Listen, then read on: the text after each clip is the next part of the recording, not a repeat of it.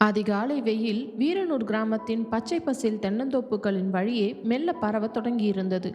ஆனால் வீட்டின் பூட்டிய அறையில் இருந்த வைஷ்ணவிக்குத்தான் நேற்று இரவு முழுவதும் ஒரு சொட்டு தூக்கம் கூட வரவில்லை. கண்களை மூடினால் கார்த்திக் தன் கண்களை பார்த்து ஆவேசமாக சொன்ன அந்த உன்னதமான காதல் வார்த்தைகள் அவளது காதில் இடியென முழங்கின. அடுத்த கணமே மாடியில் நின்று கொண்டிருந்த போது கீழே தோட்டத்தில் அப்பாவும் அண்ணன் செழியனும் கார்த்திக்கின் காதலை பற்றி தீர்க்கமாக பேசிய அந்த பேச்சுக்கள் அவளது மனதிற்குள் சுழன்றடித்தன. இரவெல்லாம் மெத்தையில் புரண்டு படுத்து விடியற் காலையில்தான் லேசாக கண்ணயர்ந்திருந்தாள் வைஷ்ணவி. காலை உணவு வேலைகள் அனைத்தும் முடிவடைந்தன. வீட்டின் பின்புறம் இருந்த விசாலமான தோட்டத்தில் சுற்றிலும் பூத்து குலுங்கிய செம்பருத்தி செடிகளுக்கு நடுவே நின்று கொண்டு கார்த்திக் தன் அலைபேசியில் ஏதோ தீவிரமாக பார்த்து கொண்டிருந்தான். அப்போது மஞ்சள் நிற சுடிதாரில் தன் மனக்குழப்பங்களை மறைத்தபடியே மெதுவான எட்டுக்களை எடுத்து வைத்து தோட்டத்திற்கு வந்தாள் வைஷ்ணவி. அவளது காலடி சத்தம் கேட்ட அடுத்த கணமே கார்த்திக் தன் போனை பைக்குள் போட்டுவிட்டு உடனே நேராக நிமிர்ந்து நின்றான். அவனது கண்களில் ஆவலும் தவிப்பும் கொப்பளித்தன. வைஷு என்று மெதுவான குரலில் அழைத்தான். வைஷ்ணவி தோட்டத்தில் இருந்த ஒரு மரத்தின் அருகே வந்து நின்று சொல்லுடா கார்த்திக் என்றாள். கார்த்திக் தன் கைகளை இறுக்கமாக பிணைத்து கொண்டு தன் தொண்டையை சரி செய்தான். வைஷு, நேற்று சாயந்தரம் நான் உன்கிட்ட கேட்டேனே, அந்த விஷயத்தை பற்றி தாண்டா பேசணும் என்று தயக்கத்தோடு தொடங்கினான். அந்த பேச்சை மீண்டும் கார்த்திக் ஆரம்பித்த அடுத்த கணமே வைஷ்ணவிக்கு நெஞ்சை அடைப்பது போல இருந்தது. லேசான பெருமூச்சினை வெளிப்படுத்திவிட்டு, கார்த்திக் ப்ளீஸ்டா, மறுபடியும் அந்த பேச்சை ஆரம்பிக்காத என்று கெஞ்சலாக சொன்னாள். ஆனால் கார்த்திக் இந்த முறை பின்வாங்க தயாராக இல்லை.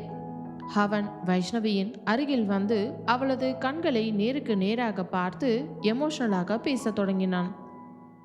இல்லை வைஷு, நான் ஒன்றும் உன்னை வற்புறுத்தலடா, கட்டாயப்படுத்தி என் காதில் உன் மேலே திணிக்கவும் இல்லைடா. ஆனால் 3 வருஷமாக என் நெஞ்சுக்குள்ளே பூட்டி வச்சிருந்த உண்மையான காதலை நேற்று உன்கிட்ட உடச்சி சொல்லிட்டேன்.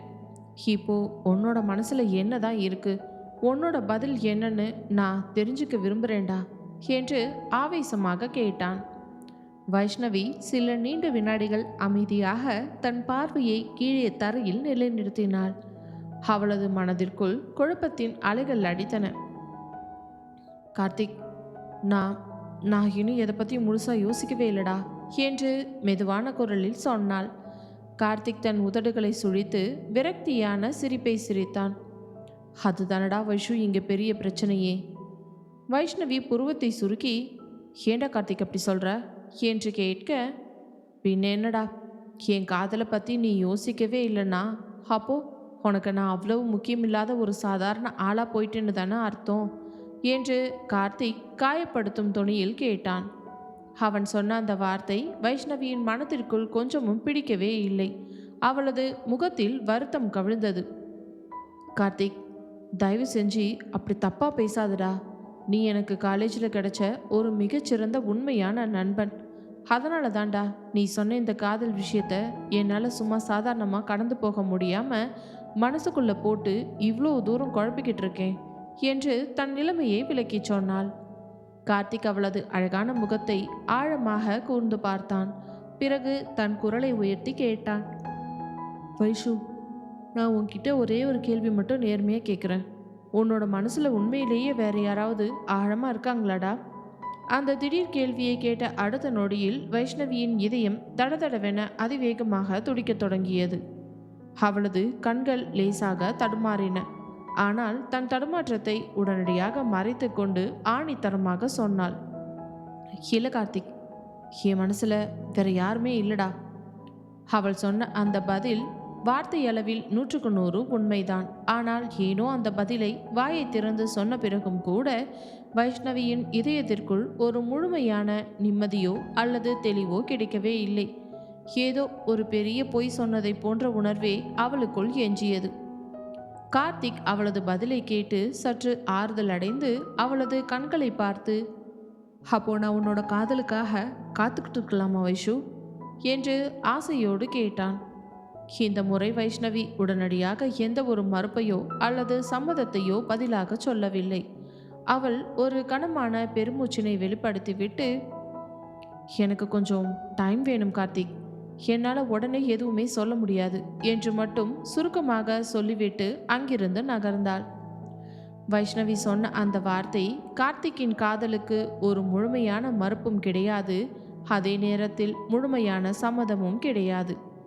ஆனால் அந்த எனக்கு டைம் வேணும் என்ற ஒற்றை வார்த்தையே கார்த்திக்கின் மனதிற்குள் மாபெரும் நம்பிக்கையும் சந்தோஷத்தையும் விதைத்தது. தன் கைகளை இறுக்கமாக பிணைத்து கொண்டு, சரிடா வைஷு, நீ எவ்வளோ நாள் ஆனாலும் யோசிச்சு சொல்லு, நான் உன்னோட காதலுக்காக ஆயுள் முழுக்க காத்துக்கிட்டு இருப்பேன்டா என்று சொல்லி பிரகாசமாக சிரித்தான் கார்த்திக். அதே நேரத்தில் வீரனூர் கிராமத்தின் மறுபக்கத்தில் தன் வீட்டின் முன்திண்ணையில் நின்று கொண்டு தன் கருப்பு நிற புல்லட் பைக்கை துடைத்து வயல்வெளிக்கு கிளம்ப தயாராகி கொண்டிருந்தான் வெற்றி செல்வன். ஆனால் கடந்த 2 நாட்களாகவே அவனது மனநிலை அவனுக்கே கொஞ்சமும் புரியாதவாறு ஏதோ ஒரு விசித்திரமான குழப்பத்தில் ஆழ்ந்திருந்தது. எப்பொழுதும் வயல்வெளிகளிலும் மில் வேலைகளிலும் சுறுசுறுப்பாக துடிப்பாகவும் இயங்கும் வெற்றி செல்வன் கவனமும் உழைப்பும் கடந்த 2 நாட்களாகவே கணிசமாக குறைய தொடங்கியிருந்தது. வேலைக்காரர்களிடம் கட்டளையை பிரிக்கும் போது கூட அவனது எண்ணங்கள் எங்கோ தொலைவில் சிறகடித்து பறந்து கொண்டிருந்தன. அப்பொழுது அவன் அருகே வந்தான் அன்பு செல்வன். அண்ணே, வெற்றி தன் கையில் இருந்த துணியை மேஜை மீது வைத்துவிட்டு, சொல்லுடா அன்பு, என்ன விஷயம் என்று தன் கம்பீரமான குரலில் கேட்டான். அன்பு தன் அண்ணனின் முகத்தையே சில வினாடிகள் கூர்ந்து பார்த்து, அண்ணே, நான் உன்கிட்ட ஒரு விஷயம் நேர்மையாக கேட்கட்டுமா அண்ணே என்று தயக்கத்தோடு கேட்டான். வெற்றி தன் புருவங்களை லேசாக சுருக்கி, என்னடா அன்பு, என்ன விஷயம், தைரியமாக கேளுடா என்றான். அன்பு தன் குரலை குறைத்து, அண்ணே, உனக்கு மனசுக்குள்ள உண்மையாகவே எதுவும் பெரிய பிரச்சனையா என்று நேரடியாக கேட்டான். வெற்றி லேசாக புன்னகைத்து, ஏண்டா அன்பு திடீர்னு இப்படி கேட்குற? அன்பு செல்வன் உறுதியான குரலில், பின்ன கேட்காம என்னென்ன பண்ணுவாங்க? கடந்த 2 நாளாவே உன் முகமே சரியில்லையே. எப்போவும் கம்பீரமாக சுறுசுறுப்பாக இருக்கிற என் அண்ணன் இப்போ ஏதோ ஒரு பெரிய விஷயத்த மனசுக்குள்ளே வச்சுக்கிட்டு தவிக்கிற மாதிரி எனக்கு தெளிவாக தெரியுது என்றதும் வெற்றி தன் மீசையை வருடியபடி லேசாக சிரித்தவன், டே அன்பு, நீ இப்பெல்லாம் ரொம்பவே மனுஷங்களை கவனிக்க ஆரம்பிச்சிட்டடா. அண்ணே, நீ சிரிச்சு மழுப்புறது எனக்கு பதில் இல்லை அண்ணே என்று அன்பு அழுத்தமாக சொன்னான். வெற்றி சில நீண்ட வினாடிகள் அமைதியாக நின்றான். அவனது கண்கள் மாலையின் நிலப்பரப்பை பார்த்தன. பிறகு தன் ஆழமான பெருமூச்சை வெளிப்படுத்தி தன் தம்பியிடம் உண்மையை ஒப்புக்கொண்டான். டே அன்பு, உண்மையை சொல்லணும்னா எனக்கே என் மனசுக்குள்ள என்ன பிரச்சனை ஓடிட்டு இருக்குதுன்னு புரியலடா. அண்ணனின் வாயிலிருந்து வந்த அந்த ஆச்சரியமான பதிலை கேட்ட அன்பு செல்வன் அப்படியே திகைத்து போய் பார்த்தான். ஏனென்றால் வெற்றி எப்பேற்பட்ட தெளிவான தைரியமான மனிதன் என்பது இந்த ஊருக்கே தெரியும். அப்படிப்பட்ட ஒரு கம்பீரமான மனிதனே எனக்கு என்ன பிரச்சனைனே புரியலன்னு சொல்றது அன்புவிற்கு மாபெரும் ஆச்சரியத்தை தந்தது. அண்ணே, அப்படி என்னதான் உன்னோட மனசை குழப்புது? ஏதாச்சும் யோசனை உன்னை வாட்டுதா என்று மீண்டும் கேட்டான். அந்த கேள்விக்கு வெற்றியால் உடனடியாக பதில் சொல்லவே முடியாமல் போயிற்று. ஏனென்றால் தன் தம்பி அன்பு உன் மனசை குழம்பும் விஷயம் என்ன என்று கேட்ட அந்த அடுத்த நொடியில் வெற்றியின் மனக்கண் முன்னே வந்து நின்ற ஒரே ஒரு அழகான உருவம் வைஷ்ணவியுடையது மட்டுமே. நேற்று ஆற்றங்கரையில் கார்த்திக் அவளிடம் காதலை சொன்னதும் அவளது முகத்தில் தோன்றிய அந்த அதிர்ச்சியும் குழப்பமுமே அவனது மனம் முழுவதும் ஆக்கிரமித்திருந்தது. தன் மனதிற்குள் தோன்றி நின்ற அந்த உருவத்தை உணர்ந்த அடுத்த கணமே வெற்றி செல்வன் பேரதிர்ச்சியில் அப்படியே உறைந்து போனான். அவனது உடம்பில் ஒரு மின்சார அதிர்வு பாய்ந்தது. தன் நெஞ்சில் கையை வைத்து, சிச்ச, இது என்ன முட்டாள்தனமான யோசனை வெற்றி? அந்த பொண்ணு வைஷ்ணவியோட உருவம் எதுக்குடா ஓ மனசுக்குள்ள வருது? இதெல்லாம் கண்டிப்பா சரியில்லடா. அவ வேற, நாம வேற என்று தனக்குத்தானே கோபமாக கடிந்து கொண்டான் வெற்றி செல்வன். ஆனால் அவன் வெளியே எவ்வளவோ கட்டுப்படுத்த முயன்ற போதிலும் அவனது மனசும் இதயமும் ஏற்கனவே அவனது கட்டுப்பாட்டை மீறி வைஷ்ணவியின் பக்கம் அதிவேகமாக சிறகடிக்க தொடங்கியிருந்தது என்ற உண்மையை அவனால் தடுக்கவே முடியாமல் போயிற்று. மாலை நேரம் நெருங்கியது. கீர்த்தி கல்லூரியிலிருந்து பாடப்புத்தகங்களோடு களைப்பாக வீட்டிற்கு வந்து சேர்ந்தாள். வீட்டிற்குள் நுழைந்ததும் வரவேற்பு திவானில் அமர்ந்து ஏதோ ஒரு ஆழமான சிந்தனையில் மூழ்கியிருந்த அக்கா வைஷ்ணவியின் முகத்தினை பார்த்தாள். கீர்த்தி தன் புத்தக பையை கீழே போட்டுவிட்டு அவள் அருகே வந்து அமர்ந்து, ஏய் வைஷுகா, என்னாச்சு உனக்கு? ஏன் மூஞ்சி இப்படி ஒரு மாதிரி வச்சுக்கிட்டு இருக்க என்று விசாரிக்க, வைஷ்ணவி தன் அலையிலிருந்து மீண்டு, ஐயோ ஒண்ணுமில்லடி கீர்த்தி என்று சமாளிக்க முயன்றாள். அதை பார்த்த கீர்த்தி தன் முகத்தை சுளித்து, பொய், அப்பட்டமா பொய் சொல்றக்கா, உன் மூஞ்சியை பார்த்தாலே தெரியுது நீ ஏதோ பெரிய விஷயத்தை பற்றி தலையை பிடிச்சு யோசிச்சுட்டு இருக்கன்னு என்று சொல்லி சிரித்தாள். வைஷ்ணவி தன் கையில் இருந்த தலையணையை தூக்கி அவளது மீது கோபமாக எரிந்தவள், அடியை வாலு பிசாசு, தேவையில்லாம பேச ஓடிப்போயிடாங்க என்று அதட்டி துரத்தினாள். ஆனால் கீர்த்தி சிரித்துக்கொண்டே அங்கிருந்து சென்ற பிறகும் கூட வைஷ்ணவியின் மனதிற்குள் ஒரே ஒரு ஆழமான கேள்வி மட்டுமே முள்ளாக குத்தி கொண்டிருந்தது. கார்த்திக் எவ்வளோ நல்ல பையன், என்னை உயிருக்கு உயிரா விரும்புகிறேன்னு சொல்கிறான். ஆனால் அவனோட காதலை என்னால் ஏன் ஏற்றுக்க முடியல? என் மனசு ஏன் கார்த்திக்கை காதலனா பார்க்க மறுக்குது? அவளது இதயத்தை குடிந்த அந்த ஆழமான கேள்விக்கான தெளிவான பதில் அவள் நினைப்பதை விடவும் மிக மிக அருகில் வெற்றி செல்வனின் உருவமாக அவளது இதயத்தில் ஆழமாக பதிந்திருக்கிறது என்பதை வைஷ்ணவி உணரும் அந்த தருணம் வெகு விரைவில் வரப்போகிறது. மதிய நேரத்து பொன்வெயில் வீரனூர் கிராமத்தின் மீது தகதகவென சுட்டெரித்து கொண்டிருந்தது. ஊரின் பிரதான சந்திப்பில் கம்பீரமாக வீற்றிருக்கும் பழமையான பெரிய அரச மரத்தினுடையும் ஆலமரத்தினுடையும் அடர்ந்த குளிர்ச்சியான நிழலில் வழக்கம் போல கிராமத்தின் மரியாதைக்குரிய மூத்த பெரியவர்கள் சிலர் ஒன்றாக அமர்ந்து வெற்றிலைப்பாக்கு மென்றபடி பேசிக்கொண்டிருந்தார்கள். பேச்சு முதலில் வழக்கமான கிராமத்து விவசாயத்தின் தற்போதைய நிலைமையை பற்றித்தான் தொடங்கியது. நெற்பயிர்களின் வளர்ச்சி, கால்வாயில் தண்ணீர் பாயும் வேகம், அடுத்த பருவத்திற்கான உழவு வேலைகள் என தொடங்கிய உரையாடல் பிறகு மெல்ல மெல்ல நடந்து முடிந்த வீரனூர் கோவில் திருவிழாவின் பிரம்மாண்டத்தை பற்றியும், திருப்பணி வேலைகளில் இளைஞர்கள் காட்டிய உற்சாகத்தை பற்றியும், ஊர் பஞ்சாயத்து விஷயங்களை பற்றியும் ஒன்றன் பின் ஒன்றாக திசை மாறி நகர்ந்து கொண்டே சென்றது. ஆனால் சிறிது நேரத்திலேயே அந்த பெரியவர்களின் உரையாடல் மிகவும் இயல்பாகவும் ஆழமாகவும் வெற்றி செல்வனின் பக்கம் திரும்பியது. தோள் துண்டை உதறி போட்டபடி அமர்ந்திருந்த ஒரு மூத்த பெரியவர் தன் தாடியை வருடியபடி பெருமூச்சோடு சொன்னார், என்னதான் இருந்தாலும் நம்ம சண்முகத்தோட மூத்த பையன் வெற்றி தம்பிக்கு வயசு பாட்டு ஏறிக்கிட்டே போகுதுப்பா. அவனுக்கு ஈடு எடையான மாப்பிள்ளையா இந்த சுத்துப்பட்டு 40 கிராமத்துலையும் பார்க்கவே முடியாது. ஆனால் அவன் வாழ்க்கை மட்டும் இப்படி அறக்குறையா நிற்கிதே. அருகில் இருந்த மற்றொரு பெரியவரும் தன் தலையை அசைத்து அதை ஆமோதித்தார். ஆமாங்க அண்ணன், நானும் அதைத்தான் தினமும் யோசிச்சுக்கிட்டு இருக்கேன்.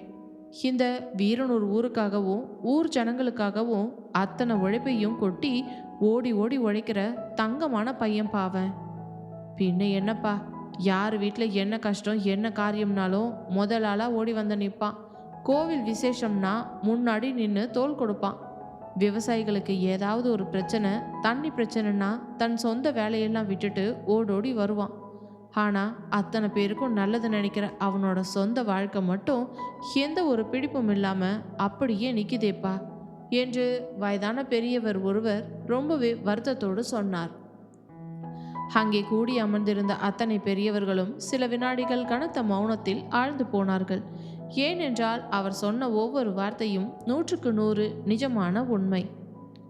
பிரியா வந்து நிச்சயதார்த்தத்தை நிறுத்திவிட்டு தன்னலத்தோடு சென்ற அந்த பயங்கரமான சம்பவத்திற்கு பிறகு வெற்றி செல்வன் வெளியே தன் கம்பீரத்தையும் கெத்தையும் கொஞ்சமும் விட்டு கொடுக்காமல் எந்த ஒரு உணர்ச்சியையும் காட்டிக்கொள்ளாமல் சுற்றி கொண்டிருந்தாலும் அவனது ஆழமான மனதிற்குள் எப்பேற்பட்ட வலியும் வேதனையும் இருந்திருக்கும் என்பதை ஊர் பெரியவர்கள் நன்கு உணர்ந்தே வைத்திருந்தார்கள்.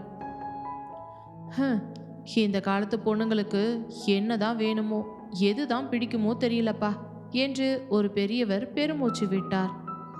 நம்ம வெற்றி செல்வன் மாதிரி ஒரு நேர்மையான கம்பீரமான பையன் கணவனா அமையறதுக்கு கொடுத்து வச்சிருக்கணும்ப்பா.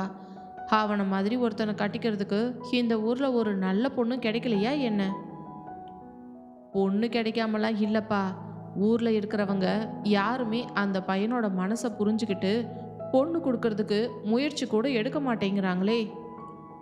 என்று மற்றொருவர் ஆதங்கப்பட்டார். சில நீண்ட வினாடிகள் அங்கே ஒரு பெரிய யோசனை நிறைந்த அமைதி நிலவியது.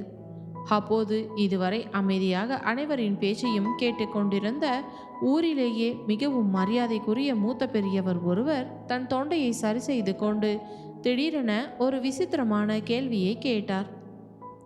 ஏன்பா, நான் உங்ககிட்ட ஒரு முக்கியமான விஷயம் சொல்லட்டுமா? அங்கிருந்த பெரியவர்கள் அனைவரும் ஆவலோடு, சொல்லுங்கண்ண, என்ன விஷயம் என்று அவரை திரும்பி பார்த்தார்கள். அந்த மூத்த பெரியவர் மிகவும் நிதானமாக, நம்ம ராகவனுக்கு ஒரு பொண்ணு இருக்காளே, வைஷ்ணவி, அவளை பற்றி தான் யோசிச்சுட்டு இருக்கேன் என்றார். அந்த ஒற்றை பெயர் அங்கே அமர்ந்திருந்த அத்தனை பெரியவர்களின் காதிலும் விழுந்த அடுத்த கணமே அனைவரும் பேரதிர்ச்சியோடும் ஆச்சரியத்தோடும் அவரை உற்று பார்த்தார்கள். அந்த இடமே ஒரு நொடியில் அமைதியானது. அடப்பாவமே என்று ஒரு பெரியவர் தன் கைகளை தட்டினார். அண்ணே, உண்மையாகவே நானும் மனசுக்குள்ள அதைத்தான் யோசிச்சுக்கிட்டு இருந்தேன். வெற்றி செல்வன் தம்பிக்கும் நம்ம ராகவனோட மூத்த பொண்ணு வைஷ்ணவிக்கும் கல்யாணம் பேசி முடிச்சா அதை விட ஒரு பிரம்மாண்டமான பொருத்தமான ஜோடி இந்த உலகத்திலேயே இருக்க முடியாதுப்பா. ஆமாங்கண்ண, 2 குடும்பமும் வழி வழியாக இந்த ஊரில் மாபெரும் கௌரவத்தோடு இருக்கிற நல்ல வீட்டு குடும்பங்க. பொண்ணும் இப்போ தான் சென்னையில் பெரிய காலேஜ் படிப்பையெல்லாம் நல்லபடியாக முடிச்சுட்டு ஊருக்கு வந்து லட்சணமாக இருக்கிறா. ராகவனுக்கும் வெற்றி செல்வனோட அப்பா சண்முகத்துக்கும் இடையில பல தலைமுறை பழக்கமும் அளவற்ற மரியாதையும் இருக்குதுப்பா. ஒருவருக்கு பின் ஒருவராக தங்களின் பூரண ஆதரவையும் சந்தோஷத்தையும் அத்தனை பெரியவர்களும் ஆணித்தரமாக தெரிவிக்க தொடங்கினார்கள். அப்பொழுது ஒரு பெரியவர் லேசான தயக்கத்தோடு, எல்லாமே சரிதான்ப்பா, ஆனால் பொண்ணு சென்னையில் பெரிய பெரிய படிப்பெல்லாம் படிச்சுட்டு வந்திருக்குல்ல, அந்த பொண்ணுக்கும் மனசில் சம்மதமும் விருப்பமும் இருக்கணுமே என்றார். அதற்கு அந்த மூத்த பெரியவர் பக்குவமாக சொன்னார், அதான்ப்பா நியாயம். நம்ம ஊர் பெரியவங்க யாரும் இங்கே யாரையும் கட்டாயப்படுத்த போகிறதில்ல. ஊரில் இருக்கிற ஒரு நல்ல பையனுக்கும் நல்ல குடும்பத்து பொண்ணுக்கும் கல்யாணம் முடிச்சு வைக்கிறது ஊர் பெரியவங்களாக இருக்கிற நம்மளோட கடமை. நாம் ராகவன் கிட்ட போய் நேர்மையாக பேசி பார்க்கலாம். அவங்களுக்கும் பொண்ணுக்கும் விருப்பம் இருந்துச்சுன்னா மேலே கொண்டு போகலாம், இல்லைனா அதோட விட்டுடலாம் என்று முடிவாக சொன்னார். அடுத்த சில நிமிடங்களிலேயே அங்கிருந்த அத்தனை பெரியவர்களும் ஒரே தீர்க்கமான முடிவுக்கு வந்தார்கள். இன்றே இப்பொழுதே ராகவனின் காரை வீட்டிற்கு சென்று வைஷ்ணவியை வெற்றி செல்வனுக்காக பெண் கேட்கும் அந்த மாசான விஷயத்தை பற்றி பேசிவிட வேண்டும் என்று உறுதியோடு புறப்பட்டார்கள். அதே நேரத்தில் ராகவனின் வீட்டில் பிரதான வரவேற்பறையில் சாய்வு நாற்காலியில் அமர்ந்திருந்தார் ராகவன். அவருக்கு எதிரே நாற்காலிகளில் அமர்ந்து கார்த்தியின் காலேஜ் நினைவுகளையும் எதிர்கால திட்டங்களை பற்றியும் கலகலப்பாக பேசிக்கொண்டிருந்தார்கள் செழியனும் கார்த்திக்கும். அப்போது வீட்டின் பிரதான நிலப்படியை கடந்து ஊரின் முக்கிய பெரியவர்கள் அனைவரும் திரளாக கூட்டமாக வந்து வாசலில் நிற்பதை செழியன் கவனித்தான்.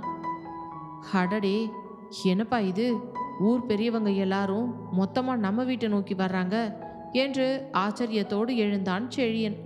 ராகவனும் நாற்காலியிலிருந்து எழுந்து வாசலுக்கு வந்தார். ஊரின் மதிப்பிற்குரிய பெரியவர்கள் அனைவரும் ஒன்றாக தன் வீட்டு வாசலில் நிற்பதைக் கண்டு முகம் நிறைய மரியாதையோடு, வாங்க வாங்கண்ணே, வாங்க பெரியவங்களே, வந்து உள்ள உட்காருங்க என்று அன்போடு வரவேற்று ஹாலிற்கு அழைத்து வந்தார்.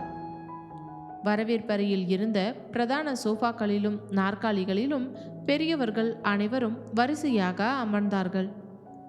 சமையலறையிலிருந்து வெளியே வந்த மீனாட்சி ஊர் பெரியவர்கள் அத்தனை பேரும் தன் வீட்டில் கூடி அமர்ந்திருப்பதை பார்த்து வியப்படைந்து, கீர்த்திமா, ஊர் பெரியவங்களுக்கு குடிக்க சுட சுட காஃபி போட்டு எடுத்துட்டு வாடி என்று உள்ளே பார்த்து சொன்னார்.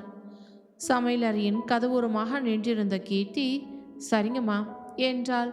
அதே நேரம் அங்கே வரவேற்பறையில் அமர்ந்திருந்த கார்த்திக்கின் மனதிற்குள் மட்டும் ஒரு விவரிக்க முடியாத பெரிய பதற்றமும் பயமும் தொற்றிக்கொண்டது. என்ன இது, இந்த ஊர் பெரியவங்க எல்லாரும் திடீர்னு இவ்வளோ கூட்டமாக வந்து ராகவன் மாமா வீட்டில் உட்கார்ந்துருக்காங்க. ஒருவேளை வைஷ்ணவிக்கு கல்யாணம் பேசுகிற விஷயமா இருக்குமோ என்று அவனது இதயம் தடதடவென அதிவேகமாக துடிக்க தொடங்கியது. மீனாட்சியும் வைஷ்ணவியும் தட்டுக்களில் காஃபி டம்ளரை கொண்டு வந்து பெரியவர்களிடம் மரியாதையோடு கொடுத்தார்கள். பெரியவர்கள் அனைவரும் காஃபியை குடித்து முடித்த பிறகு சில நிமிடங்கள் வழக்கமான ஊர்க்கதைகளும் விவசாய நிலவரங்களும் பேசப்பட்டன. அதன் பின்னர் ராகவன் தன் புன்னகையோடு, என்னங்க பெரியவங்களே, ஊரில் இருக்கிற பெரியவங்க எல்லாரும் இப்படி மொத்தமாக என் வீட்டுக்கு வந்திருக்கீங்க, என்ன விஷயம்னு சொன்னால் நல்லா இருக்குமில்ல என்று மரியாதையாக கேட்டார். அங்கே அமர்ந்திருந்த ஊர் பெரியவர்கள் ஒருவரையொருவர் பார்த்து கொண்டார்கள். பிறகு முன்னால் அமர்ந்திருந்த அந்த மூத்த பெரியவர் தன் தொண்டையை சரி செய்து கொண்டு மிகவும் அழுத்தமான கம்பீரமான குரலில் பேச்சை ஆரம்பித்தார். தம்பி ராகவன், நாங்கள் எல்லாரும் உங்ககிட்ட ஒரு முக்கியமான விஷயம் பேசணும்னு தான்ப்பா வந்திருக்கோம். நாங்கள் சொல்கிறத நீ எந்த அர்த்தத்தில் எடுத்துப்பேன்னு தெரியலை. ஆனால் ஊர் பெரியவங்களா இருக்கிற எங்கள் மனசில் பட்ட ஒரு நல்ல விஷயத்த உன்கிட்ட ஓப்பனாக சொல்லாமல் எங்களால் இருக்க முடியலப்பா.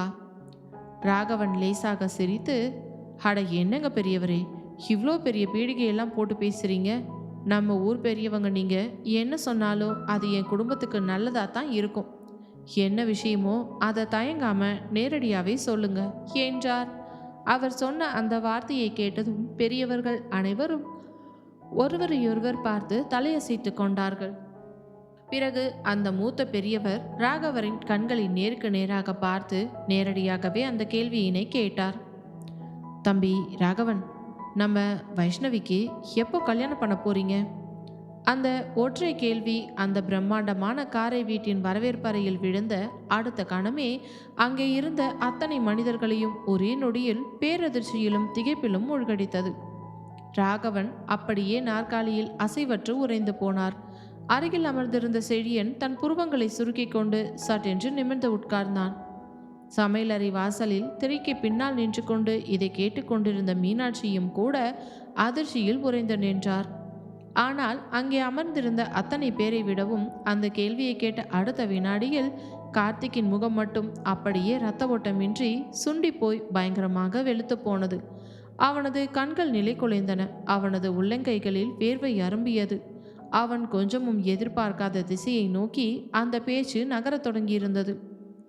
ராகவன் தன் அதிர்ச்சியை கஷ்டப்பட்டு சமாளித்து கொண்டு மெதுவான குரலில், அது வந்துங்க, பொண்ணு இப்போதான் சென்னையில் படிப்பை முடிச்சுட்டு வந்திருக்கா. இனிமே தான் மாப்பிள்ளையெல்லாம் பார்க்கணும்னு யோசிச்சுக்கிட்டு இருக்கோம் என்று நிதானமாக சொன்னார். ராகவன் சொன்ன அந்த பதிலை கேட்ட அடுத்த கணமே கார்த்திக்கின் இதயம் ஒரு பிரம்மாண்டமான மேளத்தை போல அதிவேகமாக துடிக்கத் தொடங்கியது. அவனது உடம்பில் ஒரு நடுக்கம் பரவ அவனது முகத்தில் ஏற்பட்ட அந்த திடீர் மாபெரும் பதற்றத்தையும் அவனது கண்களில் கொப்பளித்த அந்த பயத்தையும் அங்கே அமர்ந்திருந்த பெரியவர்கள் யாருமே கவனிக்கவில்லை. ஒரே ஒருவனை தவிர. அவன் வேறு யாருமில்லை, செழியன்தான். கார்த்திக்கின் முகம் எப்படி நொடியில் வெளுத்து போனது! அவன் கண்களில் எப்பேற்பட்ட பயமும் தவிப்பும் வந்தது என்பதை செழியன் தன் கூர்மையான பார்வைகளால் அத்தனையும் கச்சிதமாக கவனித்து கொண்டிருந்தான். அந்த மூத்த பெரியவர் தன் தலையை அசைத்து, சரிப்பா ராகவன், அப்போ நாங்கள் வந்த விஷயத்த நேரடியாகவே உன்கிட்ட சொல்லிடுறோம் என்றார். அவர் சொன்ன அந்த ஒற்றை வார்த்தையில் கார்த்திக்கின் கைவிரல்கள் பதைப்பதைப்பில் இறுக்கமாக மூடிக்கொண்டன. அவனது மூச்சுக்காற்று வேகமாக இயங்கியது. செழியனின் கூர்மையான பார்வைகள் கார்த்திக்கின் மீதே நிலைத்திருந்தன. ராகவனும் பெரியவர் என்ன சொல்ல போகிறார் என்று தீவிரமாக கவனித்தார். அடுத்த நொடியில் அந்த ஊர் பெரியவர் தன் வாயை திறந்து சொல்லப்போகும் அந்த திருமண விருப்பம் வெற்றி செல்வன், வைஷ்ணவி, கார்த்திக் மற்றும் ராகவன் குடும்பத்தார் ஆகிய அனைவரின் வாழ்க்கை பாதையையும் தலைகீழாக புரட்டி போட போகும் அந்த பிரம்மாண்டமான திருப்புமுனைக்கு வித்திடப் போகிறது. அந்த பிரம்மாண்டமான காரை வீட்டின் விசாலமான வரவேற்பறையில் நிலவிய அந்த அமைதி சாதாரண அமைதி அல்ல. அது புயலுக்கு முன்னால் நிலவும் மாபெரும் பயங்கரமான மௌனம். ஹாலில் வீசிய காற்றில் கூட ஒரு விதமான மாபெரும் கனமும் பதற்றத்தின் நடுக்கமும் நிறைந்திருந்தது. ஊரின் மரியாதைக்குரிய மூத்த பெரியவர்கள் அனைவரும் சோஃபாக்களிலும் நாற்காலிகளிலும் கம்பீரமாக வீற்றிருந்தார்கள். ராகவன், மீனாட்சி, செழியன், கார்த்திக் அவர்கள் என்ன சொல்ல போகிறார்கள் என்பதை கேட்க ஆவலோடு காத்து கொண்டிருந்தார்கள்.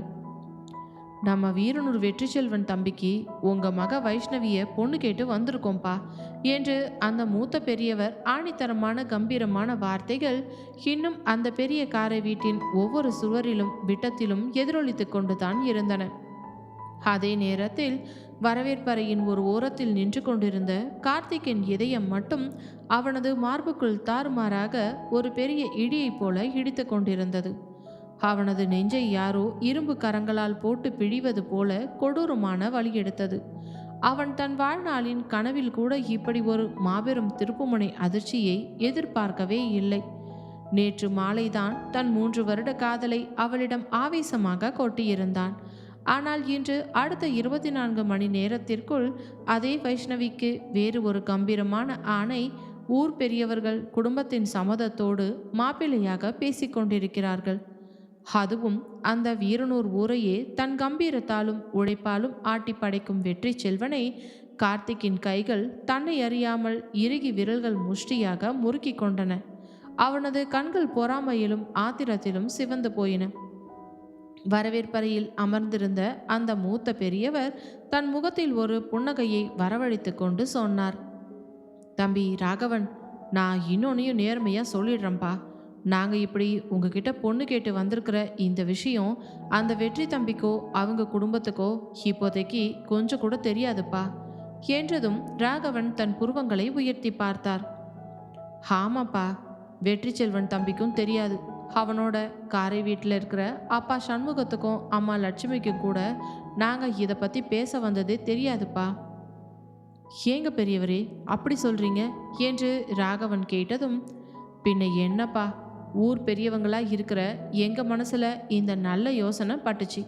முதல்ல பெண் வீடான உங்ககிட்டையும் பொண்ணோட அண்ணன்கிட்டையும் பேசி உங்களோட முழு சம்மதத்தையும் வாங்கிக்கிட்டு அதுக்கப்புறமா மாப்பிள்ளை வீடான வெற்றி செல்வனோட வீட்டுக்கு போய் பொண்ணு வீட்டாங்க சம்மதிச்சிட்டாங்கன்னு கெத்தா பேசலாம்னு தான் நேரடியாக உங்கள் வீட்டுக்கே வந்தோம்ப்பா என்று தெளிவுபடுத்தினார் அந்த பெரியவர்.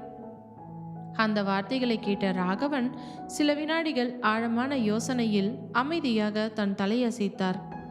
பிறகு தனக்கு அருகிலேயே ஆணித்தரமாக வீற்றிருந்த மூத்த மகன் செழியனை திரும்பி பார்க்க, என்னப்பா செழியா, நீ தான் இந்த குடும்பத்தோட மூத்த பையன். இந்த வரனை பற்றி நீ என்னப்பா நினைக்கிற என்று அவனை ஆழமாக பார்த்து கேட்டார். அப்பா கேட்ட அந்த ஒற்றை கேள்விக்காகவே காத்து கொண்டிருந்தவன் போல செழியன் தன் நாற்காலியில் நிமிர்ந்து தன் கம்பீரமான மீசையை வருடியவன், அப்பா, இதில் உட்காந்து யோசிச்சு நேரத்தை வீணடிக்கிறதுக்கு என்னப்பா இருக்கு என்று உரத்த தெளிவான குரலில் சொன்னான் செழியன். அவன் குரல் கேட்டதும் அங்கிருந்த ஊர் பெரியவர்கள் ராகவன், மீனாட்சி மற்றும் கார்த்திக் உள்பட அனைவரின் பார்வைகளும் ஒரே நேரத்தில் செழியனின் பக்கம் திரும்பின. செழியன் தன் முகத்தில் ஒரு பேரானந்த புன்னகையோடு சொன்னான், அப்பா, நம்ம வெற்றி செல்வன் மாதிரி ஒரு மாசான கம்பீரமான தங்கமான குணமுடைய பையனுக்கு ஏன் தங்கச்சி வைஷ்ணவியை கல்யாணம் முடிச்சு கொடுக்கறத நினச்சி பார்த்தாலே என் நெஞ்சுக்குள்ள அவ்வளோ சந்தோஷமா இருக்குதுப்பா. அவன் சொன்ன அந்த முதல் வரியிலேயே கார்த்திக்கின் தலையில் ஒரு மாபெரும் இடி விழுந்தது. செழியன் அத்தோடு நிறுத்தாமல் தொடர்ந்தான், நம்ம வெற்றி செல்வன் ஆயுசுக்கும் என் தங்கச்சியை தன் கண்ணிமை போல சந்தோஷமா மகாராணி மாதிரி வச்சு பார்த்துப்பான்ப்பா. அதில் எனக்கு 1/2% கூட எந்த ஒரு சந்தேகமும் இல்லை. உண்மையை சொல்லணும்னா இந்த நல்ல முடிவை நாம் முன்னாடியே யோசித்து வெற்றி செல்வனோட வீட்டுக்கு போய் பேசியிருக்கணும். ஏன் இத்தனை நாள் இந்த யோசனை நமக்கு தோணலைன்னு எனக்கு இப்போ நினச்சாலும் ஆச்சரியமாக இருக்குதுப்பா. ஒருவேளை வைஷு சென்னையில் காலேஜ் படிச்சுக்கிட்டு இருந்ததுனால நாம் இதை யோசிக்காமல் கூட விட்டுருந்துருக்கலாம். இப்போ தான் அவளோட படிப்பும் நல்லபடியாக முடிஞ்சிடுச்சே. அப்பா, அவளுக்கு அண்ணனா எனக்கு இந்த சம்மதத்தில் 100க்கு 100 முழு சம்மதம்ப்பா என்று கம்பீரமாகவும் ஆணித்தனமாகவும் சொன்னான் செழியன். செழியன் சொன்ன அந்த பதிலை கேட்ட அடுத்த கணமே அங்கே அமர்ந்திருந்த ஊர் பெரியவர்களின் முகங்களில் மாபெரும் திருப்தியும் பூரிப்பும் அரும்பியது. அதே நேரம் ராகவனின் முகத்திலும் ஒரு தந்தைக்கு உரிய நிம்மதி புன்னகை மலர்ந்தது. பிறகு ராகவன் தன் பார்வையை சமையலறை வாசலில் நின்றிருந்த மனைவி மீனாட்சியின் பக்கம் திருப்பினார். மீனாட்சி, நீ என்னம்மா சொல்ற? உனக்கு இந்த சம்பந்தத்தில் சம்மதம் தானா என்று கேட்டார். மீனாட்சியின் கண்கள் ஆனந்த கண்ணீரில் ததும்பின. தன் சேலை தலைப்பால் கண்ணீரை துடைத்து கொண்டு பூரிப்பான குரலில் சொன்னார், ஐயோ, என்னங்க நீங்க, ஒரு தாயா எனக்கு இதை விட ஒரு மாபெரும் சந்தோஷம் வேற என்னங்க இருக்க போகுது? ஊரே தலைமையில வச்சு தாங்கிற மதிக்கிற ஒரு தங்கமான பையன், அதுவும் நம்ம கண் முன்னாடியே இந்த மண்ணில் கம்பீரமான வளர்ந்த பையன் வெற்றி தம்பி. அந்த வெற்றி செல்வன் தம்பி நம்ம வீட்டுக்கு மாப்பிள்ளையா வந்தா அதை விட பெரிய கௌரவமும் பெருமையும் நம்ம குடும்பத்துக்கு வேற எதுவுமே இல்லைங்க. எனக்கு முழு மனசோட சம்மதங்க என்று தன் தாய்மையின் சம்மதத்தை கூறினார் மீனாட்சி. பெரியவர்கள் அனைவரும் கைகளை தட்டி, அடடே, ரொம்ப சந்தோஷம் பா ராகவன், ரொம்ப சந்தோஷம் என்று ஒருவரையொருவர் பார்த்து மகிழ்ச்சியை பகிர்ந்து கொண்டார்கள். ஆனால் அந்த வரவேற்பறையில் நிலவிய மாபெரும் மகிழ்ச்சியும் பூரிப்பும் அடுத்த சில வினாடிகளுக்கு மேல் நீடிக்கவில்லை. ஏனென்றால் அடுத்த நொடியில் கார்த்திக் திடீரென கட்டுக்கடங்காத ஆத்திரத்தோடும் பதற்றத்தோடும் உரத்த குரலில் கத்தினான். ஒரு நிமிஷம் எல்லாரும் கொஞ்சம் நிறுத்துறீங்களா? அவனது அந்த திடீர் ஆவேசமான குரல் அந்த வரவேற்பறையில் இடி போல ஒலித்தது. அங்கிருந்த அத்தனை ஊர் பெரியவர்களும் ராகவனும் செழியனும் அதிர்ச்சியோடு திரும்பி அவனை பார்த்தார்கள். என்னப்பா தம்பி, என்னாச்சி? எதுக்கு திடீர்னு இப்படி சத்தம் போடுற என்று ஒரு பெரியவர் புருவத்தை சுருக்கி கேட்டார். கார்த்திக் தன் நடுக்கமான கால்களை ஊன்றி தன் ஆத்திரத்தை கஷ்டப்பட்டு அடக்கி கொண்டு வரவேற்பறையின் நடுவே வந்து நேராக நிமிர்ந்து நின்றான். பெரியவங்களே, நீங்கள் எல்லாரும் பேசுறது முடிவு பண்ணுறது எல்லாமே சரிதான். ஆனால் கல்யாணம் பண்ணிக்க போகிறது இங்கே இருக்கிற வைஷ்ணவி தானே என்று ஆவேசமாக கேட்டான். அதுக்கு என்னப்பா இப்போ? பின் என்னங்க, அவளோட சொந்த வாழ்க்கையை பற்றி நீங்களா ஒரு முடிவுக்கு வர்றீங்களே, அந்த பொண்ணுக்கிட்ட கடைசியாக ஒரே ஒரு வார்த்தையாவது அவளோட விருப்பம் என்னன்னு கேட்க வேண்டாமா என்று கார்த்திக் ஆத்திரத்தோடு வினவினான். அந்த நொடி வரவேற்பறை முழுவதிலும் ஒரு பயங்கரமான கசப்பான அமைதி நிலவியது. ஊர் பெரியவர்கள் சிலர் கார்த்திக்கின் அந்த தேவையில்லாத தலையீட்டை கண்டு தங்களின் முகங்களை அருவருப்போடு சுளித்தார்கள். ஒரு பெரியவர் நேராகவே கார்த்திக்கை நோக்கி விரலை நீட்டி கடினமான குரலில் கேட்டார். ஏன்பா தம்பி, நீ வைஷ்ணவியோட காலேஜ் ஃப்ரெண்டு தானே இங்கே வந்து தங்கியிருக்க? நாங்கள் குடும்ப விஷயமா ஊர் சொந்த கல்யாண விஷயமும் பேசிக்கிட்டு இருக்கோம். இதில் சம்மந்தமே இல்லாமல் நடுவில் வந்து நீ எதுக்குப்பா இவ்வளோ தூரம் பதற என்று சுளிரென கேட்டார். அந்த காரச்சாரமான கேள்வியை கேட்டதும் கார்த்திக் ஒரே நொடியில் அப்படியே திக்கி திணறி தடுமாறி போனான். அவனது நெற்றியில் வேர்வை வழிந்தது. தன் பதற்றத்தை கஷ்டப்பட்டு சமாளித்து கொண்டு, அது அது வந்து இல்லைங்கய்யா, வைஷ்ணவி என்னோட நெருங்கிய கல்லூரி தோழி. அவளோட வாழ்க்கையில் நீங்கள் எல்லாரும் ஒரு மாபெரும் முடிவை எடுக்க போகிறீங்க. அது அவளோட முழு விருப்பத்தோடவும் சம்மதத்தோடவும் நடக்கணும்னு ஒரு நல்ல எண்ணத்தில் தான் சொன்னேன் என்று பூசி மொழிகினான். வெளியே அவன் இத்தனை அமைதியாகவும் நாகரிகமாகவும் பேசினான் என்றாலும் அவனது ஆழமான மனதிற்குள் நரக வேதனையில் அவன் கதறிக்கொண்டு தான் இருந்தான். இல்லை, இந்த பெரியவங்க பேச்சு கேட்டு இப்போவே இந்த கல்யாணம் முடிஞ்சிடக்கூடாது. வைஷு, இந்த வெற்றி செல்வனை கல்யாணம் பண்ணிக்க சம்மதம் மட்டும் சொல்லவே கூடாது. ஐயோ வைஷு, இல்லைன்னு சொல்லிடுடி என்று அவனது மனசாட்சி கதறியது. அவனது இந்த வெளிப்படையான நாடகத்தையும் தவிப்பையும் பெரியவர்கள் யாரும் கவனிக்கவில்லை. ஆனால் ஒரே ஒரு கூர்மையான விழிகள் மட்டும் அவனை கச்சிதமாக கவனித்து கொண்டிருந்தன. அவன் வேறு யாருமில்லை, வைஷுவின் அண்ணன் செழியன். கார்த்திக்கின் முகம் நொடிக்கு நொடி எப்படி விகாரமாக மாறியது. அவனது குரலில் எப்பேற்பட்ட பயமும் பதற்றமும் தொற்றிக்கொண்டது. அவனது கண்கள் வைஷ்ணவியை எப்படி தவிப்போடு தேடுகின்றன என்பதை செழியன் தன் கூர்மையான பார்வையால் அத்தனையும் கணித்து விட்டான். பின்பு செழியன் நிதானமாக நாற்காலியிலிருந்து எழுந்து நின்றான். சரிங்க பெரியவங்களே, கார்த்திக் தம்பி சொல்றதுலேயும் ஒரு கோணத்தில் நியாயம் இருக்கத்தான் செய்யுது. வைஷுவோட சொந்த விருப்பத்தையும் நாம நேரில் கேட்டுறது தான் முறை என்றான். பிறகு மாடியை நோக்கிய படிகளை பார்த்து உரத்த குரலில் அழைத்தான். வைஷு, வைஷு கொஞ்சம் கீழே வாம்மா. மேலே இருந்து வைஷ்ணவியின் குரல் கேட்டது. இதோ இதோ வரேனா என்றவள் அடுத்த சில வினாடிகளில் மஞ்சள் நிற சுடிதாரில் கைகளில் வளையல்கள் லேசாக நடுங்க படிகளில் மெதுவாக இறங்கி வரவேற்பறைக்குள் வந்து நின்றாள் வைஷ்ணவி. வரவேற்பறையில் திரளாக அமர்ந்திருக்கும் ஊர் பெரியவர்களையும் தவிப்போடு நிற்கும் கார்த்திகையும் பார்த்ததும் வைஷ்ணவி திகைத்து போனாள். என்னாச்சுன்னா, எதுக்கு ஊர் பெரியவங்க எல்லாரும் இவ்வளோ தீவிரமாக கூடியிருக்காங்க என்று அப்பாவியாக கேட்டாள். ராகவன் அமைதியாக தன் மகளை பார்த்தார். பிறகு செழியனை பார்க்க செழியன் மெதுவாக தன் தலையை அசைத்து வைஷ்ணவியின் அருகே வந்தவன், வைஷுமா, இங்கே பக்கத்தில் வந்து நில்லுடா என்றான். அவளும் அண்ணனின் அருகே வந்து நின்றாள். செழியன் அவளது தோளை பரிவோடு தட்டி, வைஷு, உன்னோட வாழ்க்கையில் உன் அப்பா அம்மா உன்னோட அண்ணனா நாங்கள் 3 பேரும் உனக்கு எப்போவுமே நல்லது மட்டும்தான் பண்ணுவோம்னு உன் மனசுக்குள்ள முழு நம்பிக்கை இருக்குதாடா என்று ஆழமாக கேட்டான். வைஷ்ணவி தன் அண்ணனை பார்த்து லேசாக புன்னகைத்து, என்னண்ணா நீங்கள் திடீர்னு இப்படி ஒரு கேள்வியை கேட்குறீங்க? என்னோட வாழ்க்கையில் எப்பேற்பட்ட முக்கியமான முடிவாக இருந்தாலும் அதை நீங்கள் 3 பேரும் தான் எடுப்பீங்க. நீங்கள் எது செஞ்சாலும் அது கண்டிப்பாக என்னோட நன்மைக்கும் நல்லதுக்குமா தான் இருக்கும்னு எனக்கு ஆழமான நம்பிக்கை இருக்குதுண்ணா என்று தன் முழு நம்பிக்கையையும் வெளிப்படுத்தினாள். அவள் அதை சொல்லும்போது அவளது கூர்மையான பார்வை ஒரே ஒரு நொடி கார்த்திக்கின் முகத்தை தொட்டு மீண்டது. அந்த ஒற்றை பார்வை கார்த்திக்கின் நெஞ்சில் சுளீரென ஈட்டியாக பாய்ந்து அவனது இதயத்தை மேலும் ரணமாக்கியது. செழியனின் முகத்தில் ஒரு மாபெரும் புன்னகை பூக்க, சரிடா, அப்போ நான் விஷயத்தை நேரடியாகவே உன்கிட்ட சொல்லிடுறேன் என்ற செழியன். என்ன விஷயம்னா சொல்லுங்க. செழியன் தன் கம்பீரமான குரலை மென்மையாக்கி ஆணித்தனமாக சொன்னான். நம்ம வெற்றி செல்வனுக்கும் உன்னை கல்யாணம் பண்ணி வைக்கலாம்னு ஊர் பெரியவங்க எல்லாரும் ஒன்றா சேர்ந்து நம்ம வீட்டுக்கு பொண்ணு கேட்டு வந்திருக்காங்கடா. இதுக்கு அப்பா அம்மா உன்னோட அண்ணனான எனக்கு நாங்கள் 3 பேருமே முழு மனசோடு தான் சம்மதிச்சிருக்கோம். இப்போது உன்னோட கருத்தையும் விருப்பத்தையும் கேட்குறோம்.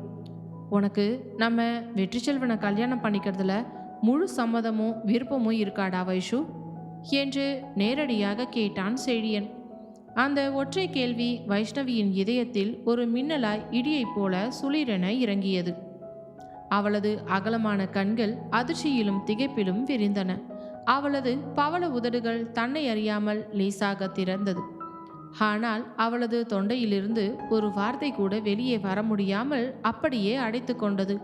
அந்த வரவேற்பறையில் இருந்த அத்தனை மனிதர்களும், ஊர் பெரியவர்கள், அப்பா ராகவன், அம்மா மீனாட்சி, அண்ணன் செழியன் என அனைவரும் மூச்சை அடக்கி கொண்டு அவளது உதடுகளிலிருந்து வரப்போகும் அந்த ஒற்றை பதிலுக்காக காத்து கொண்டிருந்தார்கள். ஆனால் கார்த்திக் மட்டும் தன் மார்புக்குள் எரியும் பயங்கரமான காதல் வலியோடும் நரக வேதனையோடும் நின்றிருந்தான். ஐயோ வைஷு, தயவு செஞ்சு இல்லைன்னு சொல்லுடி. எனக்கு இந்த வெற்றி செல்வனை கல்யாணம் பண்ணிக்க விருப்பம் இல்லைன்னு ஒரே ஒரு தடவை உறக்க சொல்லுடி வைஷு, ப்ளீஸ் என்று அவனது மனசாட்சி ரத்தம் சொட்ட சொட்ட கதறிக்கொண்டிருந்தது. ஆனால் வைஷ்ணவியோ இன்னும் அந்த அதிர்ச்சியிலிருந்தும் தன் இதயத்திற்குள் பொங்கி வழியும் வெற்றி செல்வன் மீதான அந்த இரகசிய காதல் உணர்விலிருந்தும் மீளவே முடியாமல் அப்படியே சிலை போல பேச்சற்று உறைந்து நின்றிருந்தாள். அவளது உதடுகளிலிருந்து வரப்போகும் அந்த ஒற்றை பதில் வெற்றி செல்வன், கார்த்திக் மற்றும் ராகவன் குடும்பத்தாரின் வாழ்க்கையையே தலைகீழாக மாற்றப் போகிறது.